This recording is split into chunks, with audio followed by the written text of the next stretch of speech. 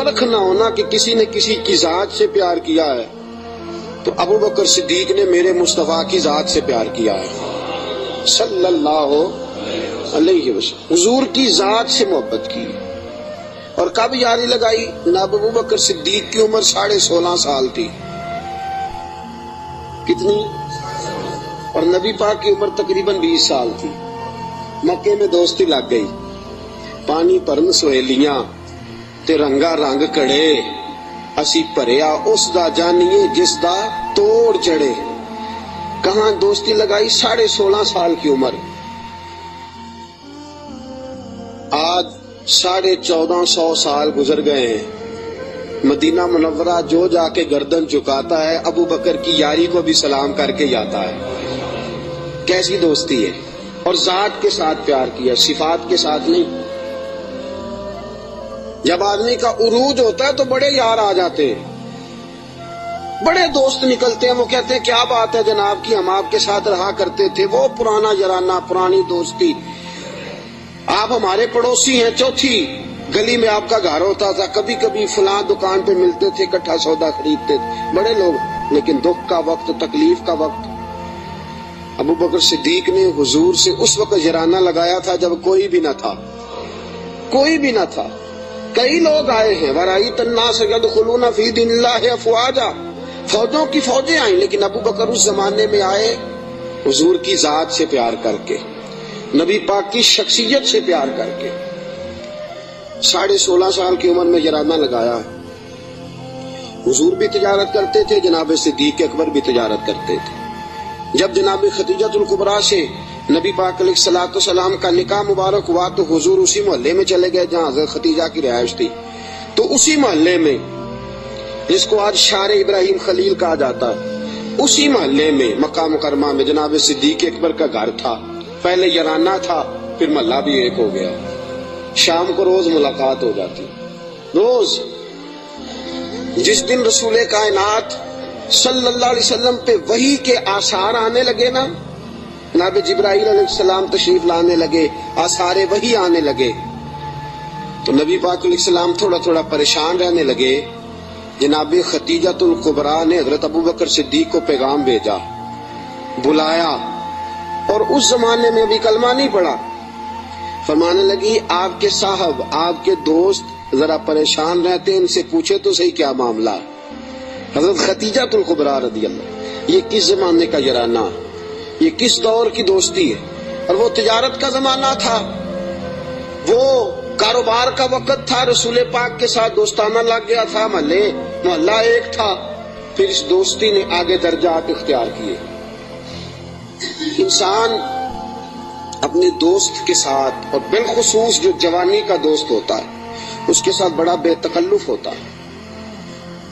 اور آپ نے اگر کسی بندے کو پرکھنا ہو تو دن رات اس کے ساتھ ٹائم گزارے۔ رسول کریم صلی اللہ تعالی علیہ وسلم کی بارگاہ میں کسی شخص نے عرض کی، حضور فلاں بندہ بڑا اچھا ہے، فرمایا کبھی تو نے اس کے ساتھ سفر کیا ہے؟ کہا حضور نہیں۔ فرمایا پہلے سفر کر پھر بتانا، پہلے اس کے ساتھ، تاکہ تجھے اس کے دن رات کے معاملات کا پتہ چلے، اس کے مزاج کا پتہ چلے، پھر بتانا، یوں نہ بتا۔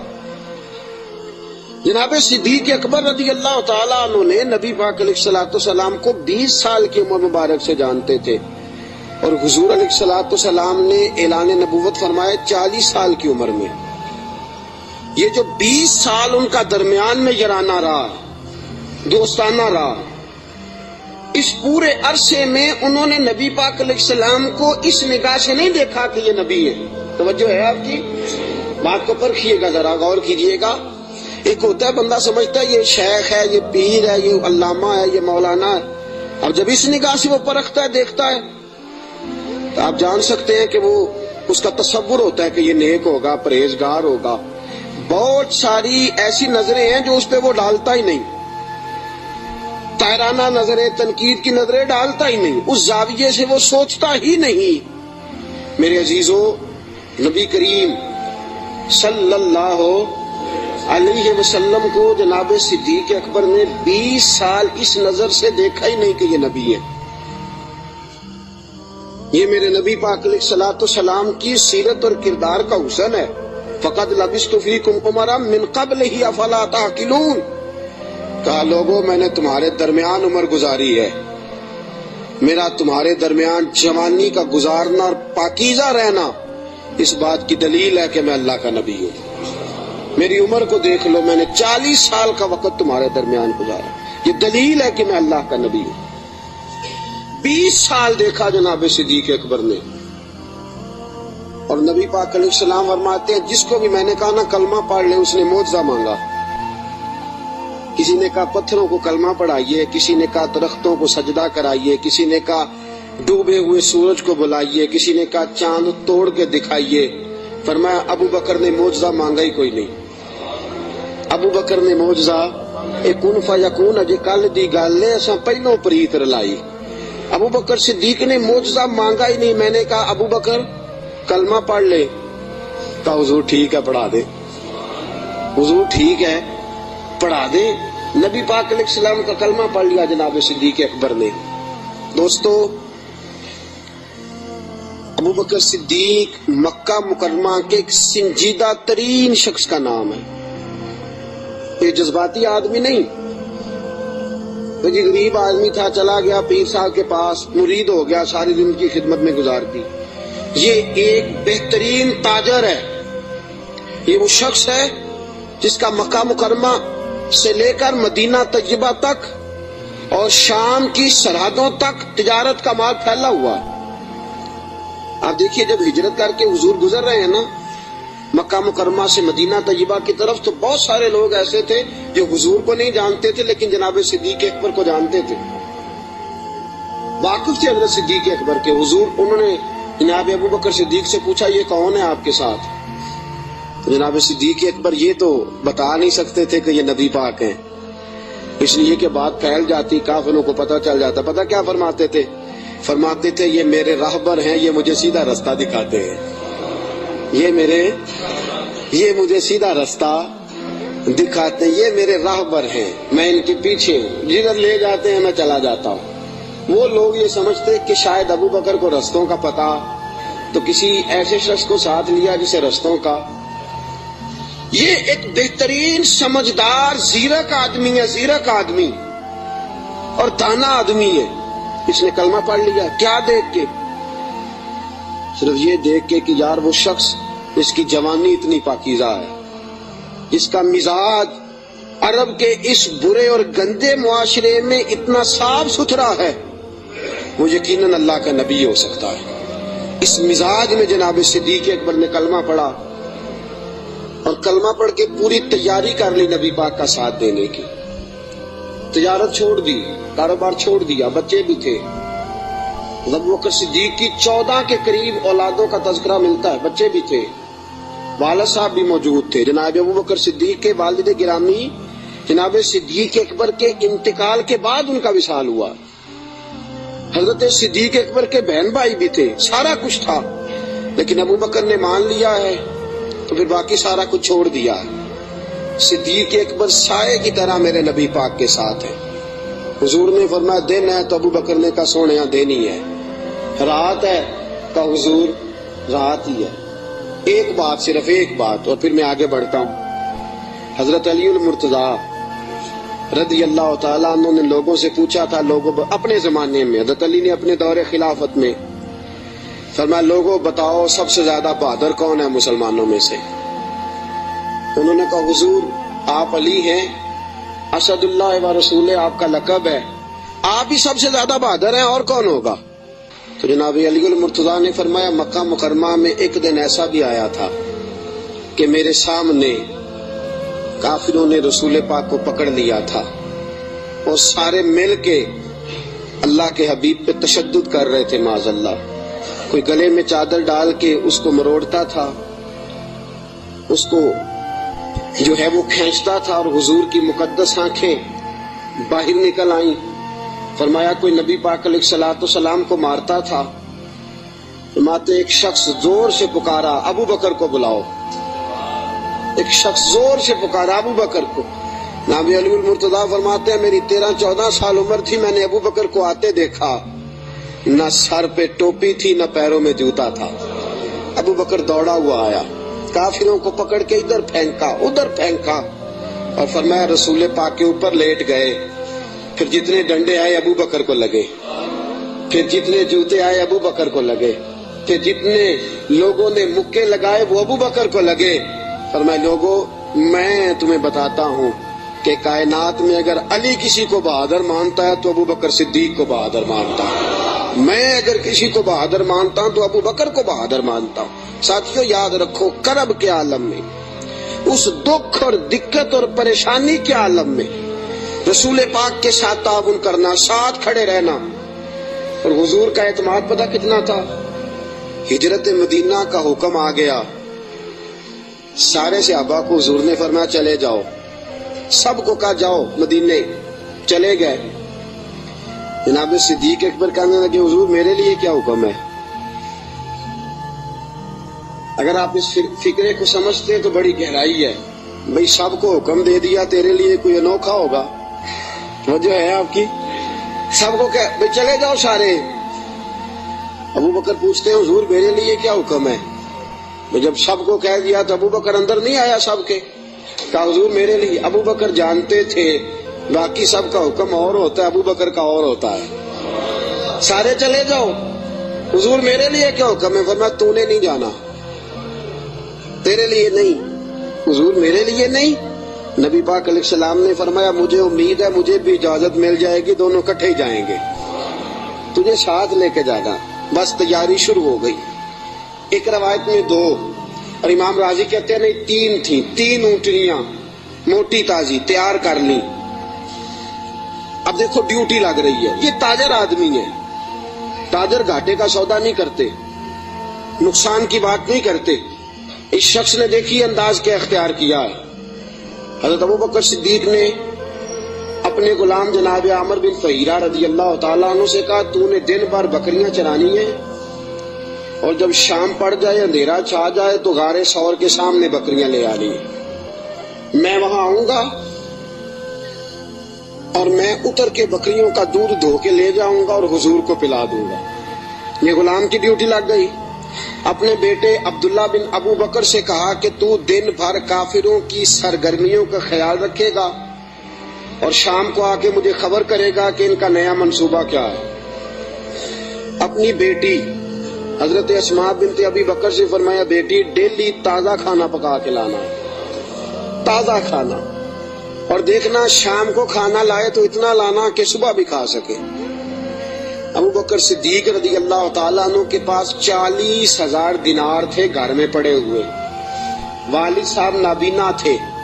अबू बकर सिद्दीक ने 40,000 दिनार थैले में डाले, उस जगह छोटे छोटे पत्थर रखे, ऊपर कपड़ा डाला और फरमाया बेटी अगर अब्बा जी पूछे ना पैसे तो नहीं ले गया अबू बकर, तो उनका हाथ पकड़ के कपड़े को लगा देना, वो समझेंगे पैसे इधर ही है। लिहाजा सारा कुछ तैयार करके सिद्दीक अकबर अब तैयार हैं, कब बुलावा आता है। सैयदा तैयबा ताहिरा हजरत आयशा सिद्दीका फरमाती हैं अबू बकर के घर को ये शान हासिल थी कि रसूल पाक दिन में 2 मरतबा अबू बकर के घर आया करते थे। सुबह भी आते थे, शाम भी आते थे, 2 मरतबा दिन में तशरीफ लाते थे। फरमाती हैं रात का वक़्त है, मेरे वालिद गिरामी को हुजूर ने कह दिया है, उधर सारे काफिरों ने नबी पाक अलैहिस्सलाम का मकान मुहासरा कर लिया है। हुजूर घर से निकले, अबू बकर के दरवाजे पे दस्तक देने लगे, हाथ रखा, दरवाजा खोल गया। हाथ आधी रात का वक्त है, हाथ रखा दस्तक देने के लिए, दरवाजा खोल गया।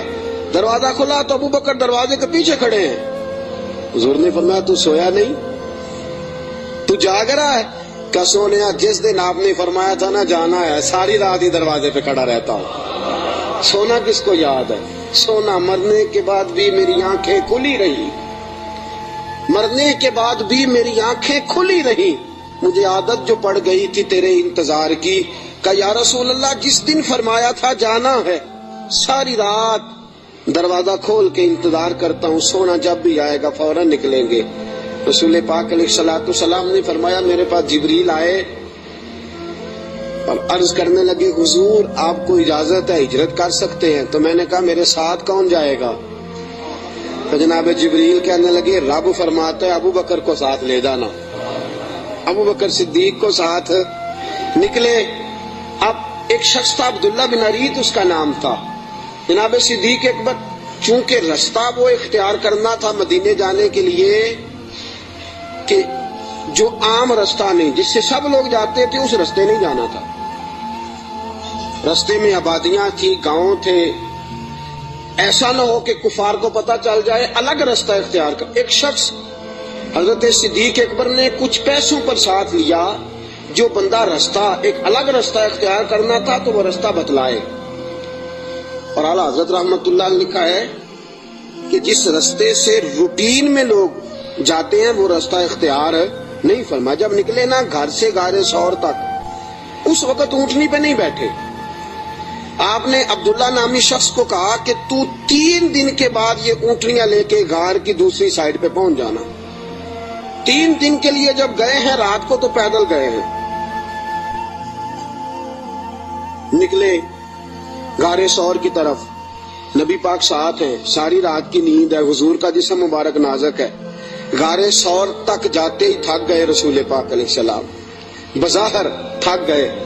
عمر بھی زیادہ نہیں، ابو بکر صدیق 2-2.5 سال تو چھوٹے ہیں صرف. رسول پاک صلی اللہ علیہ وسلم غار ثور پہ جانا ہے، اللہ آپ سب کو مکے لے جائے. آمین تو کہہ دو. اللہ آپ کو مکے لے جائے، لے جائے اللہ تبارک و تعالیٰ آپ کو، تو پھر آپ غار ثور پہ بھی جائیں. ویسے مجھے ایک شخص ملا ہے مکے میں جو کہتا ہے مجھے 18 سال ہو گئے میں اوپر نہیں گیا، ڈر لگتا ہے. 18 سال ہو گئے رہتے ہوئے اوپر گیا، اس لیے کہ اونچی بڑی ہے. 5413 فٹ اونچی غار ہے. 5400 رستہ بھی کوئی نہیں. اور یہ وہ غار ہے جس کا اللہ نے قرآن میں ذکر فرمایا ہے، اذ ہما فی الغار، جب وہ دونوں غار میں تھے. اور وہاں اتنے سیانے پڑھے لکھے مولوی رہتے ہیں، جس غار کا اللہ نے قرآن میں ذکر کیا کہتے اوپر نہ جانا. بھئی اللہ نے قرآن میں ذکر کر دیا، اسے دیکھنے نہ جائیں، کیا خیال ہے؟ تو اوپر نہ جانا. نبی پاک تو کام کے لیے گئے تھے، تمہیں کیا کام ہے؟ تو ہم نے کہا ہم کام تو پوچھتے نہیں، ہم نے نہ کبھی قطرے پہ غور کیا اور نہ دریا دیکھا، بس جہاں تیری جھلک دیکھی وہیں ڈوب گئے. اب 5413 فٹ اونچی غار ہے. رستہ آج بھی صحیح نہیں، بندہ چڑھ سکتا؟ تسی کدوں آکھنا نہیں، جڑے چڑھے انہوں نے پوچھو بندہ کی ہے. 5413 فٹ اونچی غار ہے. رستہ آج بھی ٹھیک، حالانکہ بڑا بن گیا، بڑا بنایا لوگوں نے، کوشش کر کے ہمت کر کے بنایا، لیکن آج بھی رستہ ٹھیک. اس دور میں کیسا ہوگا؟ اور ایک بات میں آپ کو پہلے بتا چکا کہ وہ رستہ اختیار بھی نہیں کرنا غار پہ جانے کے لیے جو روٹین میں لوگ استعمال کرتے ہیں. الگ رستے سے جانا، وہ رستہ تو استعمال ہی نہیں کرنا. اب تھوڑا سا رستہ چڑھے، الگ رستہ ہے، غار ثور پہ چڑھنا ہے. حضرت ابو بکر صدیق فرماتے ہیں اچانک میری نظر پڑی تو حضور کے مقدس قدموں سے خون بہ رہا تھا. اچانک نظر پڑی. بڑے بڑے پہلوان لوگ میں نے دیکھے ہیں، نصیبوں والے، جو ویل چیئر پہ اپنے ابا جی کو سارا حج کرا دیتے ہیں. بڑے نصیبوں والے ویل چیئر پہ پیچھے سے دھکا لگا کے اپنے والد کو والدہ کو حج سارا کرا، منا، مزدلفہ، عرفات، صفا، مروہ، سارا کچھ کرا دیتے. اور عمرے میں بھی دیکھیں ابا جی کو اماں جی کو بٹھایا ہے ویل چیئر پہ اور طواف کرا رہے ہیں صفا. بڑے نصیبوں والے بچے ہوتے ہیں جو ایسا کرتے ہیں. لیکن آج تک میں نے سنا نہیں کہ کوئی بندہ اپنے ابا جی کو یا اپنی اماں کو کندھوں پہ بٹھا کے غار ثور پہ بھی لے گیا ہو. میں نے سنا، میری رعایت نہ کرنا اگر آپ نے سنا تو مجھے بتا دے کہ کوئی جوان پہلوان اپنی اماں جی کو یا اپنے ابا جی کو کندھوں پہ بٹھا کے غار ثور لے گیا ہو. سنا ہے آپ نے کبھی؟ نہیں. پکی بات ہے. فرماتے ہیں میں نے دیکھا کہ نبی پاک علیہ السلام کے مقدس قدموں سے خون بہ رہا ہے. میں نے ہاتھ باندھے، میں نے کہا سونے ایک عرض کروں. حضور علیہ السلام نے کہا کہو. کہ یا رسول اللہ مہربانی فرمائے میرے کندھوں پہ سوار ہو جائیں. میرے فرماتے ہیں رسول پاک صلی اللہ تعالی وسلم میرے کندھوں پہ چڑھ گئے. اب پیچھے خوف تھا کہ کافر نہ آ جائیں. حضور کو تو نہیں تھا, ابو بکر صدیق کو بھی اپنی ذات کا نہیں تھا, نبی پاک کا خوف تھا کہ کہیں کافر کوئی حضور کی بے ادبی نہ کر جائیں. نبی پاک علیہ السلام کو کندھوں پہ بٹھایا. رسول پاک علیہ السلام نے دونوں بازو ان کے گلے میں ڈالے, ٹانگوں مبارک کے پیچھے سے جناب صدیق اکبر نے ہاتھ ڈالے. اور اعلیٰ حضرت فرماتے آرام آرام سے نہیں, سانس لے لے کے نہیں, سکون سے نہیں. ابو بکر نے ایک قدم اٹھایا ہے تو سانس پھر غار ثور پہ جا کے لیا, غار ثور پہ جا کے. اور چڑھتے کس طرح ہیں؟ ایڑیاں زمین پہ نہیں رکھتے, صرف پنجے رکھتے ہیں. اس طرح تیزی کے ساتھ, کہیں پیچھے کوئی آ نہ جائے, فٹافٹ تیزی کے ساتھ. پورا پیر نہیں جماتے. ابو بکر پورا پیر کیوں نہیں جماتے؟ کہا اگر پنجہ پورا لگ گیا تو کافر پہچان جائیں گے قدموں کے نشانوں کی وجہ سے. پورا پنجہ اور تیزی کے ساتھ, تیزی. میاں محمد بخش صاحب عارف کھڑی رحمت اللہ علیہ فرماتے ہیں ویکھو پباں پار قدم نہیں جے لاؤندا, پباں پار پورا قدم نہیں جے لاؤندا, پباں پار قدم نہیں لاؤندا تے سور پہاڑ تے چڑھیا جاندا. پباں پار قدم نہیں لاؤندا, سور پہاڑ تے چڑھیا او پہ جاندا تے یار نبی دا. تیز تیز جا رہے تھے نا تو بزرگوں نے اس کی منظر کشی کی, تیزی سے بات کی. او پہ پباں پار قدم نہیں جے لاؤندا, سور پہاڑ تے چڑھیا جاندا اے او پہ جاندا تے یار نبی دا. پباں پار قدم نہیں لاندا, سور پہاڑ تے چڑھیا جاندا او پہ جاندا تے یار نبی دا. اے اصلی دلدار نبی دا, اے اصلی دل. اب غار ثور پہ پہنچ گئے, بس ٹھیک ہے, سانس لینا چاہیے, آرام کرنا چاہیے. حضور کو بٹھایا, 4 چادریں ہیں صدیق اکبر کے پاس.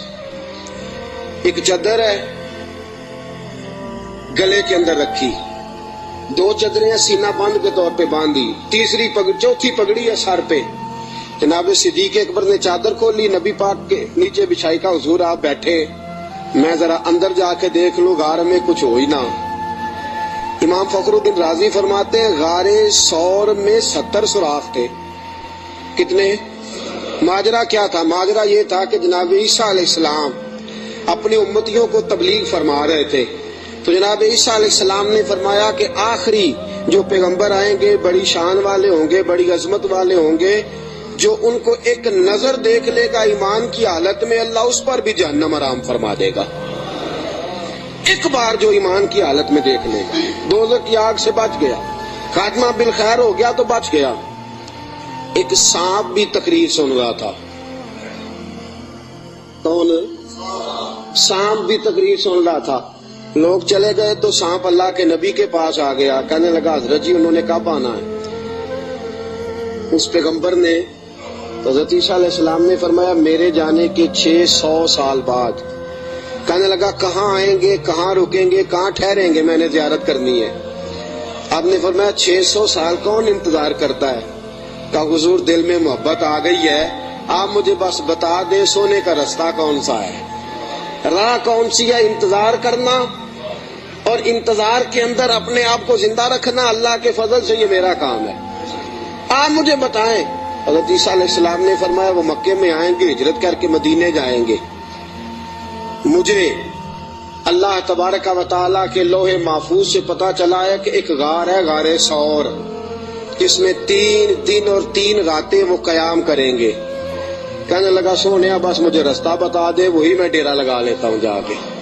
وہ 600 سال پہلے آ گیا. جب وہ غار ثور میں پہنچا, اس نے سوچا کہ غار ثور میں آ گیا ہوں تو اس میں حضور تشریف لائیں گے تو نبی پاک بیٹھیں گے بھی, آرام بھی کریں گے, لیٹیں گے بھی. میں اتنے سوراخ بنا لیتا ہوں کہ اگر 10 15 20 30 بند بھی ہو گئے تو کوئی نہ کوئی تو کھلا رہے گا ہی نا, تو میں باہر آ کے زیارت کر لوں گا, کرنی تو زیارت ہے. اس نے 2 4 10 سوراخ نہیں کیے, پورے 70 کیے, 70 کیے. اب وہ اس کا اپنا عشق تھا اور یہ جو اندر بند کرنے گیا اس کا اپنا عشق تھا. اس نے 70 سوراخ کیے کہ چلو کوئی تو کھلا رہے گا نا. ابو بکر صدیق نے کہا باری میری ہے دیکھنے کی, کسی اور کو موقع مل ہی نہیں سکتا.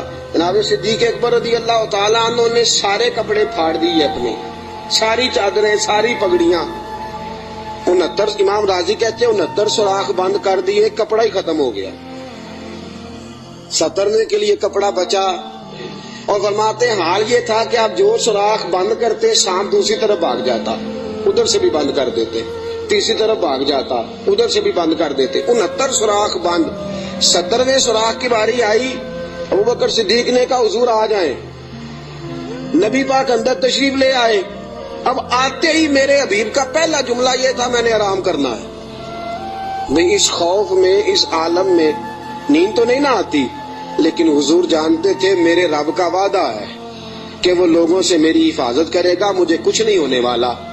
ابوبکر صدیق نے اس جگہ ایڑی رکھی جو سوراخ خالی تھا، حضور کو گودی میں لٹا لیا۔ اب ابوبکر صدیق جلوے نظارے کرنے لگے۔ امام راضی کہتے ہیں سانپ آیا، اس نے پہلے گزارش کی ابوبکر سے، اس نے اپنا چہرہ رگڑا ابوبکر کی ایڑی سے، کہنے لگا ابوبکر تھوڑا موقع دے دے یار، تھوڑا ٹائم دے دے۔ تو ابوبکر کہنے لگے نہیں باری میری ہے، تو آج ہی تو موقع ملا ہے، راج کے یار باری میری ہے، تجھے کیسے موقع؟ یہ تو کبھی کسی نصیبوں والوں کو ملتا ہے تصور شیخ پکانے کا موقع۔ ایک میں ہوں، دوسرا میرا یار ہے، تیسرا کوئی نہیں، کوئی اور تیسرا نہیں۔ ایک حرف سجن دے نا دا سانو دسدا وانگ قرآن، ہر دم یاد سجن وچ رہنا ساڈا اے ہوئی ورد گیان تے صورت یار دی ویندیا رہنا، اے سب عملاں دی جان ہے۔ سجنا ساڈا دین کی پوچھنا ہے، ساڈا اے ہوئی دین ایمان ہے۔ میری باری ہے۔ ابوبکر کہتے ہیں میں نہیں آنے دیتا۔ اس نے پہلے گزارش کی ہے، جناب صدیق اکبر کی بے ادبی۔ فرماتے ہیں جب نانا مانے بات تو اس نے 19 ڈنگ مارے۔ کتنے بولیے گا ذرا؟ 19 ڈنگ مارے۔ اللہ نہ کرے، خدا نہ کرے کہ دوران جمعہ کوئی چونٹی آپ کا پیر کاٹ لے، میری تقریر چھوڑ کے سارے آپ کو دیکھنے لگ جائیں گے۔ اللہ نہ کرے چونٹی پیر کاٹ لے، شور ہو جائے گا، پیچھے کرو پیچھے کرو، بڑا مسئلہ۔ اور زہر کی خاصیت ہے، جب زہر کسی آدمی میں سرایت کر جاتا ہے تو پھر اندر کا جو وجود کا اندر کا حصہ ہوتا ہے پھٹ جاتا ہے، جگر پھٹ جاتا ہے، گردے پھٹ جاتے ہیں، منہ سے ناک سے خون نکلتا ہے۔ 19 بار ڈانگ مارا۔ کسی نے جناب صدیق اکبر سے کہا آپ کی ڈانگ کی طرف خیال نہیں گیا؟ فرمانے لگے میں ڈانگ دیکھتا کہ محمد کا رنگ دیکھتا، ڈانگ دیکھتا کہ رسول پاک علیہ السلام کا رنگ دیکھتا۔ ڈانگ کی کس کو پرواہ تھی؟ چونکہ زہر گرم ہوتا ہے، انسان کے وجود کو تپا دیتا ہے۔ ابو بکر روئے نہیں، وہ تپایا نہ جب اس نے تو خود بخود آنسو نکلے اور خود بخود حضور کے چہرے پہ گرے۔ میرے رسول پاک کی آنکھ کھلی، کیا ہوا؟ تو آپ کو کوئی چیز ابھی یہاں آ کے کاٹتی ہے، میں پوچھتا ہوں جی کیا ہوا تو آپ کیا کہیں گے؟ حضرت علامہ مولانا فلاں فلاں فلاں فلاں صاحب مجھے جناب چیونٹی نے کاٹ لیا، یہ تو نہیں نا بندہ کہتا۔ بھئی یہاں آپ کو سانپ نے کاٹا ہے تو آپ تو کہیں گے سانپ سانپ سانپ، مولانا بیٹھے ہوں یا مفتی بیٹھے ہوں مجھے تو سانپ لڑ گیا ہے۔ نبی پاک صلی اللہ تعالی علیہ وسلم نے فرمایا ابو بکر کیا ہوا؟ چاہیے تھا نا جناب صدیق اکبر کہتے کہ سانپ نے کاٹ لیا، حضور سانپ آ گیا، سانپ نے زخم کیا ہے، کیوں نہیں فرمایا؟ حالانکہ ایمرجنسی جب لگتی ہے تو القابات کا خیال نہیں رہتا، لوگ تو آداب کا خیال نہیں رکھتے، دوڑ نکلتے ہیں، بھاگ جاتے ہیں، پریشانی کے عالم میں یاد نہیں رہتا سامنے کون ہے، ادھر کون ہے، دائیں بائیں کون ہے۔ حضور نے فرمایا کیا ہوا؟ تو ابو بکر صدیق کہنے لگے فدا کا روحی و قلبی یا رسول اللہ، سونیا میرا دل بھی قربان ہے، میری روح بھی آپ پہ قربان ہے۔ پھر فرماتے ہیں فدا کا ابی و امی یا رسول اللہ، حضور میری ماں بھی آپ کے قدموں پہ قربان، میرا باپ کی آپ کے قدموں پہ قربان۔ حضور نے فرمایا ہوا کیا ہے؟ کہا حضور کچھ بھی نہیں، ذرا سانپ نے کاٹ لیا ہے، سانپ نے ذرا پہلے 2 بار حضور آپ پہ میری جان قربان، میرا دل قربان، حضور میری ماں قربان، میرا باپ ہوا کیا؟ حضور سانپ نے۔ اس ایمرجنسی میں بھی ابو بکر صدیق حضور کے آداب کو بھولے، نبی پاک علیہ السلام کے آداب کو، منصب کو بھولے نہیں۔ میرے رسول پاک صلی اللہ تعالی علیہ وسلم نے فرمایا ابو بکر ایڑی میرے سامنے تو کرو.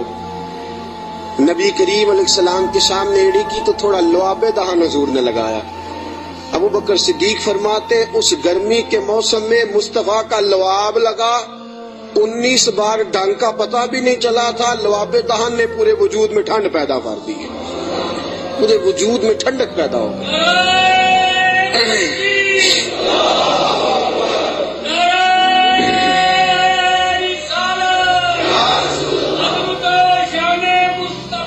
نبی کریم صلی اللہ تعالی علیہ وآلہ وسلم نے فرمایا ابو بکر تیرے کپڑے کدھر ہیں؟ کہا سونیا 3-4 لے کے آیا تھا, سارے ٹکڑے ٹکڑے کر کے میں نے لگا دیے ہیں. میرے حبیب پاک نے ہاتھ اٹھائے اور دعا کیا دی, کہا اے اللہ جس طرح میں اور ابو بکر غار میں کٹھے ہیں ہمیں جنت میں بھی کٹھا ہی رکھنا. یا اللہ جس طرح ہم غار میں کٹھے ہیں جنت میں بھی کٹھا ہی رکھنا. میرے رسول پاک علیہ السلام نے. اب دیکھیے اگلا منظر کیا ہے. شام کو بیٹی کھانا پہنچاتی ہے, غار سور پہ چڑھ کے جاتی ہے بچی. ابو بکر صدیق کا بیٹا روز خدمت کرتا ہے. سارا خاندان ابو بکر نے اسی کام پہ لگا دیا, پیسے بھی سارے لگا دیے. دنیا کہتی ہے کائنات میں ابو بکر کیوں ہوتی ہے؟ دوستو ابو بکر نے حد کر دی. اور میرے نبی پاک نے فرمایا کسی کی جان نے اور کسی کے مال نے مجھے اتنا نفع دیا ہی نہیں جتنا ابو بکر کے مال نے مجھے نفع دیا. کسی نے دیا ہی نہیں. بڑے لوگوں نے حضور پہ مال خرچ کیا, اتنا نفع دیا نہیں کسی نے جتنا صدیق اکبر نے دیا. ایک صحابی کہتے ہیں یہ حدیث بخاری میں بھی موجود ہے, دیگر کتب میں ذرا تفصیل سے موجود ہے. حضرت ابو بکر صدیق سے ایک دن کہنے لگے ذرا غار سور تک تو بات ٹھیک ہے, اور یہ پتہ ہے خدمت کا موقع انہیں کتنے دن ملا ہے؟ 3 دن اور 3 راتیں. ابو بکر حضور کو کھانا بھی کھلاتے, نبی پاک صلی اللہ تعالی وسلم کے سر مبارک میں تیل بھی لگاتے, رسول پاک علیہ الصلوۃ والسلام کو اپنی گود میں سلاتے بھی. نبی پاک علیہ السلام کا 3 دن اور 3 راتیں پوری دنیا میں کسی نبی کے کسی امتی کو یہ اعزاز حاصل نہیں ہوا کہ نبی اور امتی غار میں ہو تو اللہ کہے تم دونوں اکیلے نہیں, ان اللہ معنا, میں بھی تمہارے ساتھ ہوں, میں بھی تمہارے. اللہ بھی ان کے حضور نے فرمایا ابو بکر غم نہ کر, اللہ بھی ہمارے ساتھ ہے. 3 دن اور 3 راتیں یہ قرب خاص نبی پاک علیہ السلام کے ساتھ, خاص قرب تنہائی میں نبی پاک علیہ الصلوۃ والسلام کی خدمتیں جناب صدیق اکبر رضی اللہ تعالیٰ عنہ کو میسر آئیں. میرے دوستو صحابہ نے کہا اے ابو بکر غار سے باہر کی بھی کوئی بات بتاؤ. غار میں تو آپ نے مزے لوٹے, بڑی موج کی, حضور کی بڑی خدمت کی, بڑی جم جم کے زیارت کی, کوئی بات کی بات بھی بتاؤ. تو فرمایا غار سے نکلے, اونٹنیوں پہ بیٹھے تو ایک دن حضور تھک گئے, گرمی بڑی سخت تھی. مکہ مکرمہ سے مدینہ منورہ سے مکہ مکرمہ کا درمیانی فاصلہ, اعلیٰ قسم کی اے سی والی بس پہ بیٹھ کے جائیں تو 4-5 گھنٹے لگ جاتے ہیں. ٹھیک ہے نا جی, 4-5 گھنٹے بھی لگتے ہیں. درمیان میں کھڑا کر کے وہ روٹی بھی کھانے کا موقع دیتے ہیں, سارا کچھ کرتے ہیں, لیکن بندے پھر بھی جا کے تھک جاتے ہیں. کہتے ہیں حد ہو گئی ہے جی, کتنا ٹائم رہ گیا ہے, کتنے گھنٹے ہو گئے, پوچھ کے تھک جاتے ہیں.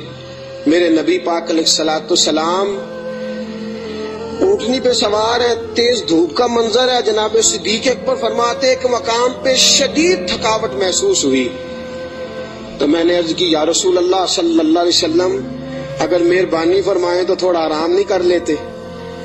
اب ساتھ یہ بھی تھے نا, چاہیے تھا نا دونوں آرام کرتے. فرماتے ہیں نبی پاک علیہ السلام نے فرمایا جیسے تم کہو. میں جلدی سے گیا, مجھے ایک پہاڑ نظر آیا, اس پہاڑ کے نیچے پہاڑ کا تھوڑا سا سایہ تھا. فرماتے ہیں میں نے جلدی سے وہاں سے کنکر وغیرہ ہٹائے, اپنا کپڑا بچھایا اور حضور کو عرض کی یا رسول اللہ یہاں تشریف رکھیں. نبی پاک وہاں بیٹھ گئے. جناب صدیق اکبر رضی اللہ تعالیٰ عنہ فرماتے ہیں میں جلدی سے اٹھا, ایک بڑا پیالہ تھا ایک چھوٹا پیالہ تھا. دور مجھے ایک چرواہا بکریاں چراتا نظر آیا, میں اس کے پاس گیا. میں نے کہا یار بکریاں تیری اپنی ہیں یا کسی کا؟ تو چرواہا ہے. اس نے کہا نہیں میری اپنی بکریاں ہیں. میں نے کہا ایک بکری کا دودھ میں تجھ سے خریدنا چاہتا ہوں. اس نے کہا ٹھیک ہے لے لو. فرماتے ہیں میں جلدی سے گیا, اس کو پیسے دے کے نکلا تو کہنے لگا کدھر جا رہے ہو؟ میں نے کہا ابھی بتاتا ہوں. بڑے برتن میں پانی لایا, میں نے کہا میں نے مصطفیٰ کے لیے لنگر لے کے جانا ہے، یہ پانی لے لے، ہاتھ بھی دھو لے اور بکری کے تھن بھی دھو لے۔ پہلے ہاتھ بھی دھو، بکری کے تھن بھی دھو۔ سفر ہے تو کیا ہوا، مشقت کا معاملہ ہے تو کیا ہوا؟ میں اپنے شیخ کے آداب بھول سکتا؟ میں نبی پاک صلی اللہ تعالی وسلم کے آداب بھول سکتا؟ آداب پورے سارا انجام دیے جائیں گے۔ محبوب کریم صلی اللہ تعالی علیہ وسلم کے لیے دودھ لایا، فرماتے ہیں دودھ لے کے آ گیا، جب پہنچا تو اللہ کے حبیب سو گئے تھے۔ اب حضور آرام فرمائے، میں نے تھوڑا سا اس میں ٹھنڈا پانی ڈالا، دودھ کو ٹھنڈا کر لیا۔ فرماتے ہیں دودھ کا پیالہ لے کے حضور علیہ السلام کے سرانے والی سائڈ پہ بیٹھ گیا۔ میں نے کہا جگانا نہیں، سونا جب اٹھے گا تب بھی پیش کر دوں گا۔ یاد رکھیں سفر میں انسان پریشان ہو جاتا ہے، روایت میں آتا ہے سفر عذاب کا ٹکڑا ہے، دقت ہو جاتی ہے، انسان بھول جاتا ہے اپنا آپ بھی۔ لیکن جناب صدیق اکبر نبی پاک کے آداب کو بھولے؟ بھئی آپ بھی تو تھکے ہوئے ہیں، آپ بھی تو ساتھ بیدار ہیں، آپ بھی تو سارا کچھ کر رہے ہیں، لیکن ابو بکر صدیق رضی اللہ تعالیٰ عنہ دودھ کا پیالہ لے کے سرانے بیٹھے رہے۔ اپنی مرضی سے میرے مصطفیٰ کی آنکھ کھلی، رسول پاک نے مسکرا کے دیکھا تو ابو بکر صدیق نے دودھ کا پیالہ پیش کیا۔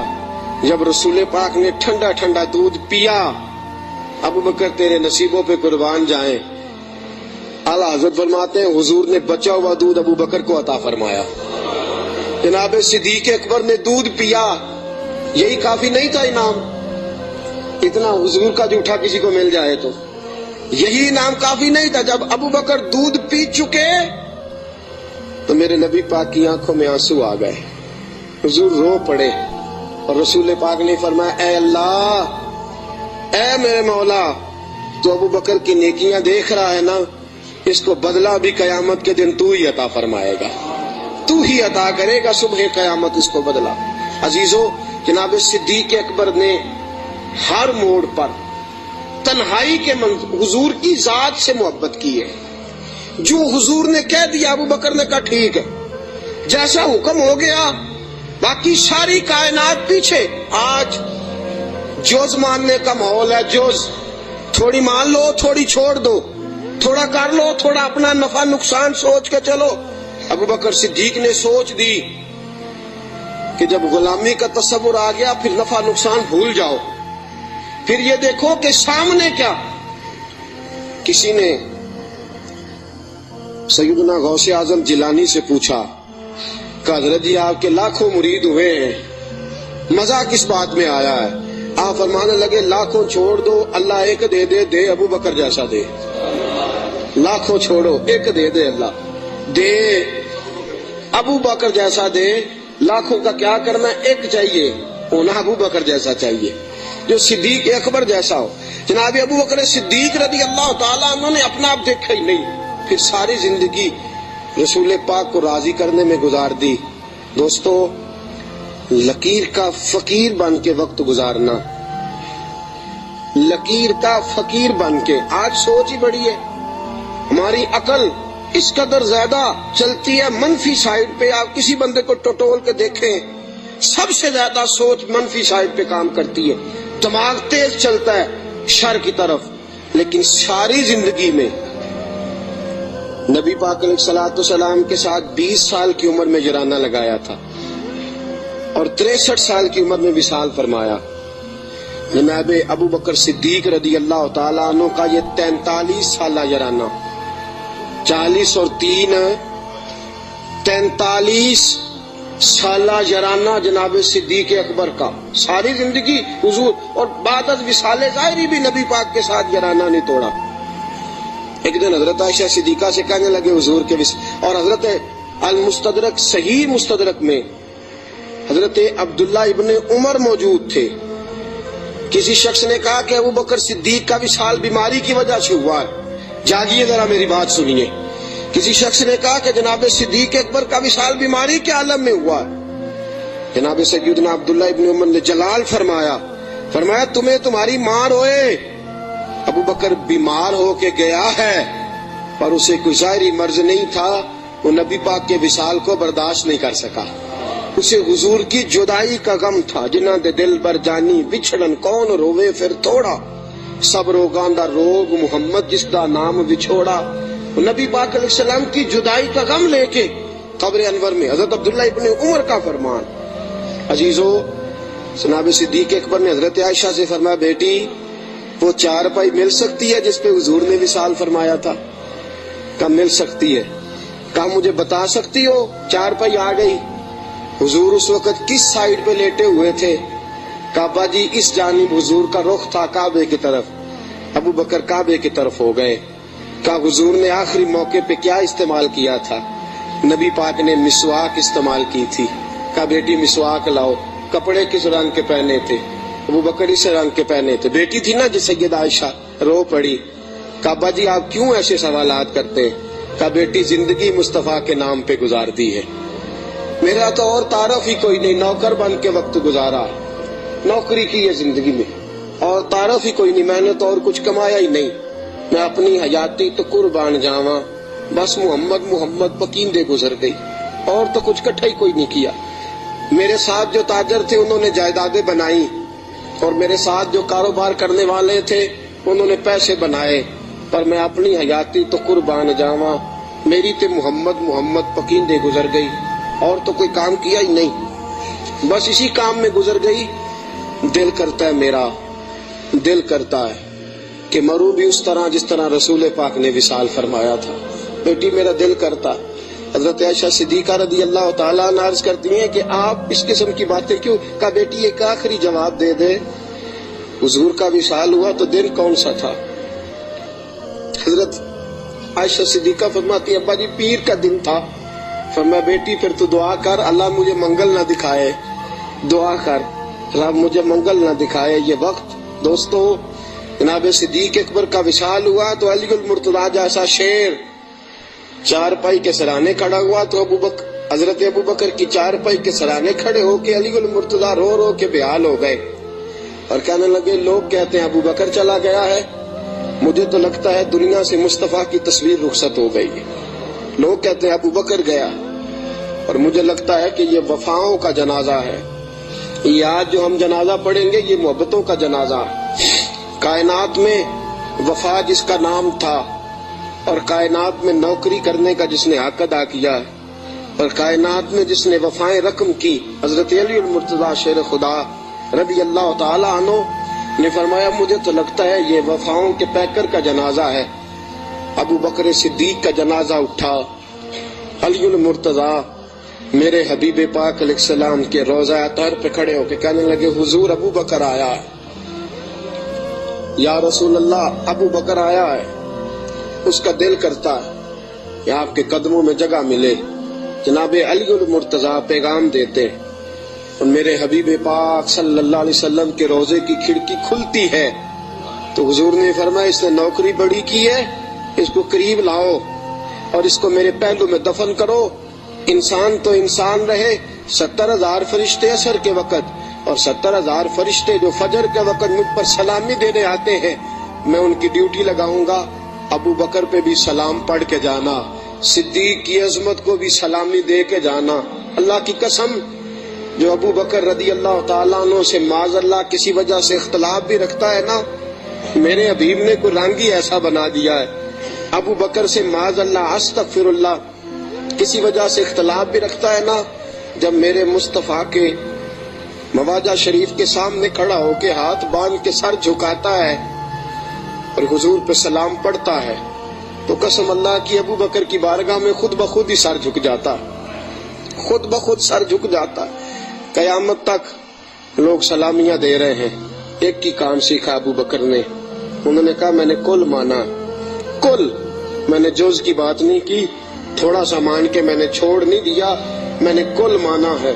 مکے کی گھاٹیاں تھی پھر بھی میں نے کل ہی مانا، غار ثور کی راتیں تھی تو میں نے کل مانا، اور غار ثور سے نکلے تو لوگوں میں نے کل ہی مانا۔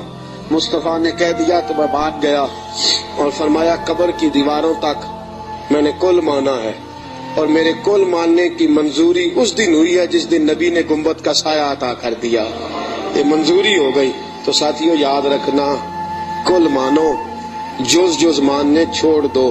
دو گھروں کے مہمان بنو گے کہیں بھوکے نہ رہ جانا، اور دو کشتیوں کے سوار بنو گے تو کہیں ڈوب نہ جانا، آدھے تیتر آدھے بٹیر بن کے وقت گزارو گے تو الجھ جاؤ گے۔ کلمہ پڑھا ہے تو اب کل مانو، کل مان کے چلو، صحیح مان کے چلو، نوکری کرو تو جم کے کرو۔ کل ماننے میں جو مزہ آتا ہے وہ جز ماننے میں نہیں آتا۔ کل مان کے زندگی گزارو، پھر دیکھو کیسی محبتوں سے گزرتی ہے اور کیسی عقیدتوں میں گزرتی ہے، ہمیشہ مدحت خیر الانام میں گزرے۔ دعا ہے یہ عمر درود و سلام میں گزرے۔ وآخر دعوانا